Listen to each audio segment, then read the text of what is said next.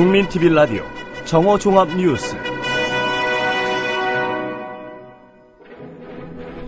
황교안 법무부 장관과 서남수 교육부 장관에 대한 해임 건의안 처리가 의결 정족수 부족으로 무산됐습니다.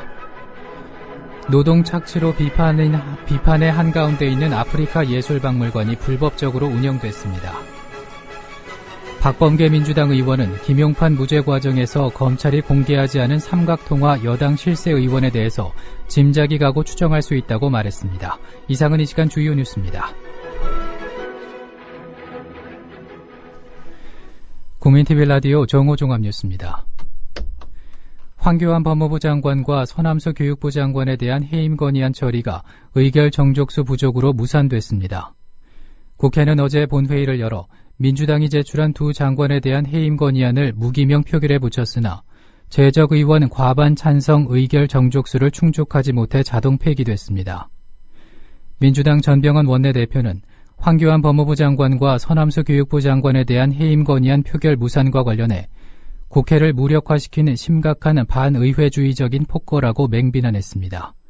박수현 원내대변인의 말을 들어보시겠습니다. 신성한 입법권인 표결의 권리를 팽개친 새누리당의 표결 불참은 단순한 의사당에서의 퇴장이 아니라 역사에서의 퇴장이며 정의의 포기입니다. 불의가 어느 한 곳에라도 있다면 정의는 어디에서나 위협받는다라는 마틴 루터킹 목사의 경고를 새누리당이 명심하기를 충고합니다. 국가정보원 대선 개입 축소 수사를 지시하고 검찰을 권력의 꼭두각시로 전락시킨 황교안 장관과 친일미와 독재를 찬양하는 역사 왜곡 교과서를 비호한 서남수 장관은 지금이라도 즉각 자발적으로 사퇴해야 마땅할 것입니다. 이상입니다. 새누리당은 습관적 인책론으로 박근혜 정권의 발목을 잡아 국정운영 방해하려는 민주당의 고질적 행태라고 표결 불참 이유를 설명했습니다. 강은희 원내대변인의 말을 들어보시겠습니다. 새누리당은 민주당의 이러한 상습적인 국정방해 행위에 대해 도저히 표결에 참여할 수 없었음을 밝혀드리며 떼쓰고 아이 달래는 인내심에도 한계가 있음을 말씀드리고 싶습니다. 민주당의 잦은 국정 발목 잡기는 민주당으로부터 멀어지고 있는 국민들의 마음을 더욱 차갑게 할 뿐이라는 것을 깨닫기 바랍니다. 노동 착취로 비판의 한가운데 있는 아프리카 예술박물관이 불법적으로 운영됐습니다. 경향신문 보도에 따르면 홍문종 새누리당 사무총장이 이사장인 경기 포천에 위치한 아프리카 예술박물관은 30개월이 넘는 기간 동안 불법 건축물로 운영되어 온 것으로 드러났습니다. 또 아프리카 박물관은 불법 건축물을 철거한 후 허가 없이 건축물을 지었습니다. 한편 우원식 민주당 의원이 입수한 아프리카 박물관 내부 문서에 따르면 포천시는 2012년 보조 큐레이터 지원 사업 명목으로 1,200만 원, 단체 관람료 지원 명목으로 800만 원을 지원했습니다. 이 밖에도 아프리카 예술박물관은 정부와 지방자치단체로부터 각종 명목으로 수천만 원의 예산을 지원받았습니다. 우원식 의원의 말을 들어보시겠습니다. 사실상 근로기준법을 어긴 최악의 범죄 행위이며 일국의 여당 실세 중진 정치인이 국제적인 외교 분쟁거리마저 제공한 셈이 됩니다. 자신 운영에 관여하지 않았다는 변명은 몇 시간 만에 거짓말로 드러나고 있습니다. 항의하는 이주 노동자들 10대 인상도 홍 의원 허락 아래서만 가능했다는 보도가 나오고 본 의원이 조사한 바로도 운영에 관계없다는 해명과 달리 2011년 당시 이 박물관에서 열린 외교통상부의 유물기증식에서 주인으로서 행사 전 과정을 주도한 내용을 본인 블로그에 자랑스럽게 게재하고 있음도 확인했습니다. 더불어 홍문종 의원이 이 박물관을 인수한 2010년 다음 해인 2011년부터 최근 연이어 드러나는 새누리당 정치인들의 범죄에 가까운 작태는 우연이 아니라고 생각합니다. 두 번 연속으로 이어지는 새누리당 정권이 슬슬 권력의 단맛에 취해가고 있다는 증거라고 생각합니다. 새누리당이 믿고 있는 유행어처럼 이번에도 개인적 일탈이라 넘기겠지만 집단적인 권력 중독 현상의 일부일 것이라고 저는 확신합니다. 자신들이 모시는 대통령은 연일 비정상의 정상화를 강조하는데 등잔 밑에서 국민 혈세 낭비, 노동 착취를 저지르며 국민을 기만하는 이런 분들이 어디에 있습니까? 박범계 민주당 의원은 김용판 무죄 과정에서 검찰이 공개하지 않은 삼각통화 여당 실세 의원에 대해서 짐작이 가고 추정할 수 있다고 말했습니다.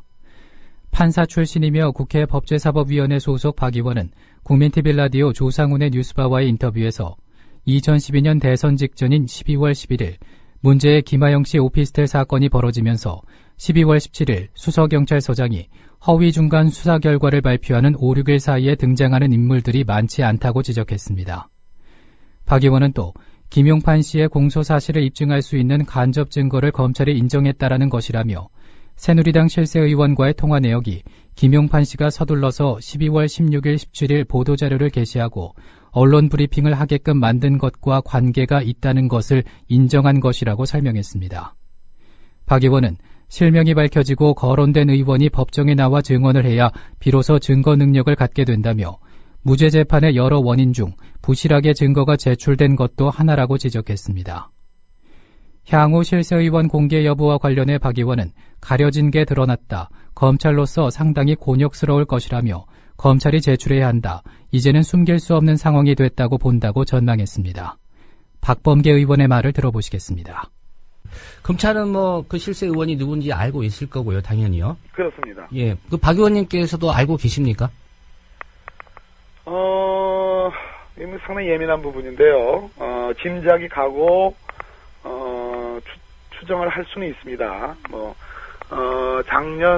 그러니까 2012년 대통령 선거 12월 11일 문제의 그 김하영 씨의 오피스텔 사건이 벌어지면서 그날이 12월 11일입니다. 그날부터 12월 17일 오전 9시에 수서경찰서장이 그 허위의 중간 수사 결과를 발표하는 그 5, 6일 사이에 등장하는 인물들이 많지 않습니다. 예. 새누리당 측은 특히 아까 실명으로 이미 보도가 됐던 서상기 정보위원장, 권영세 당시 선거대책본부장을 제외하면 실제로 한두 명 정도의 분들이 그 당시에 등장을 합니다. 그래서 예. 추정하는 데는 어렵지 않은 문제입니다만. 예. 청취자들께서도 굳이 거론하지 않아도 추정을 좀 쉽게 할 수 있는 인물이겠군요. 저는 그렇게 봅니다. 네. 예. 진실을 호도하지 않고 논점을 이탈하지 않는 공정 뉴스. 국민TV 라디오 뉴스의 꿈입니다. 지금은 정오 종합뉴스와 함께하고 계십니다.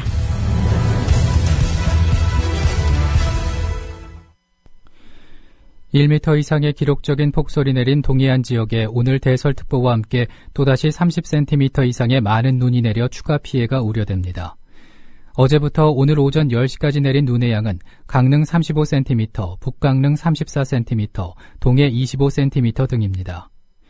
이런 가운데 강원도 재난안전대책본부는 6일부터 내린 폭설로 8개 시군의 비닐하우스와 축산시설 등 모두 210곳에서 35억 4천만 원의 재산 피해가 발생한 것으로 잠정 집계했습니다. 이번 눈은 오늘 낮 동안 소강 상태를 보이겠지만 밤부터 다시 내리기 시작해 내일 아침까지 최고 15cm가 더 내릴 것으로 예상됩니다. 인터넷 뱅킹 이체 확인 시스템의 허점을 보인 우리은행이 고객 정보 관리도 미흡했던 것으로 확인됐습니다. 금융감독원은 지난해 종합검사에서 우리은행이 신용정보와 예금 입출금 업무를 부당하게 처리한 사실을 무더기로 적발했습니다. 우리은행은 최근 17개 금융사를 대상으로 벌어진 3천억 원대 대출 사기 과정에서 자사의 인터넷 뱅킹 이체 확인서가 조작된 사실이 드러나 금융당국으로부터 시정명령을 받았습니다.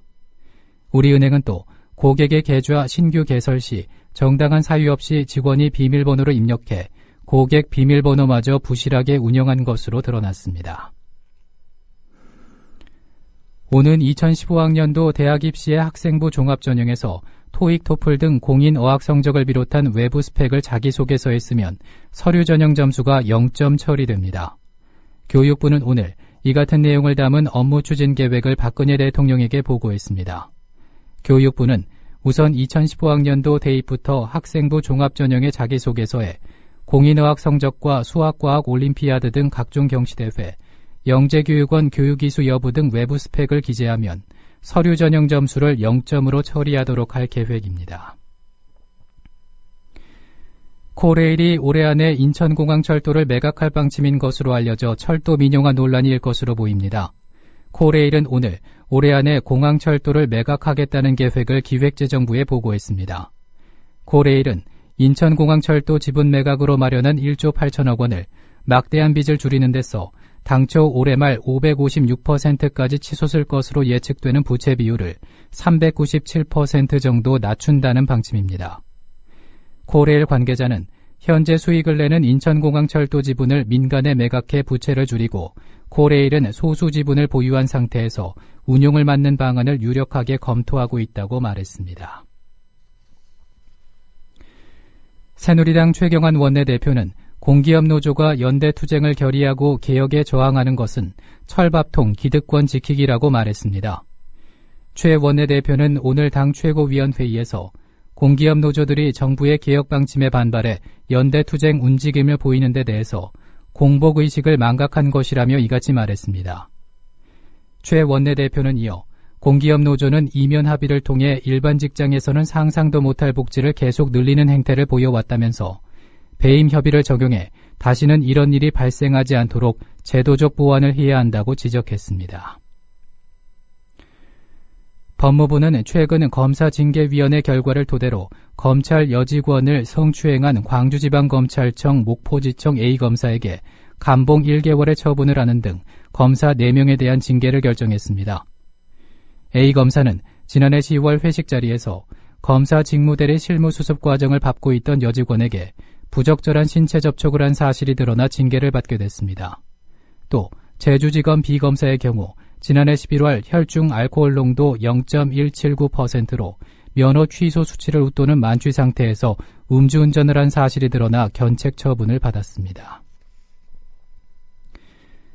존 캐리 미국 국무부 장관이 아시아 중동 지역 순방차 오늘 우리나라를 방문합니다.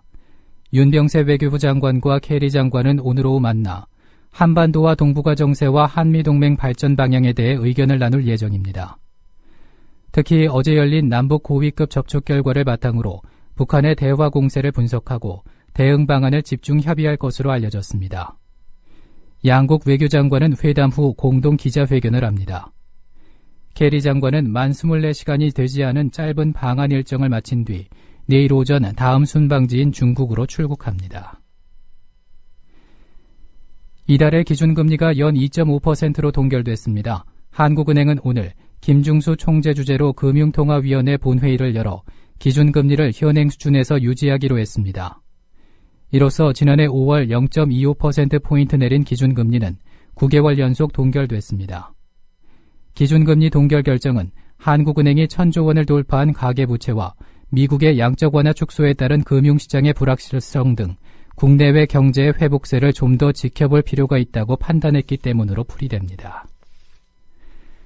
오늘 영동과 경북 동해안에 많은 눈이 내릴 것으로 보입니다. 그 밖의 내륙은 구름만 많은 가운데 큰 추위는 없겠습니다.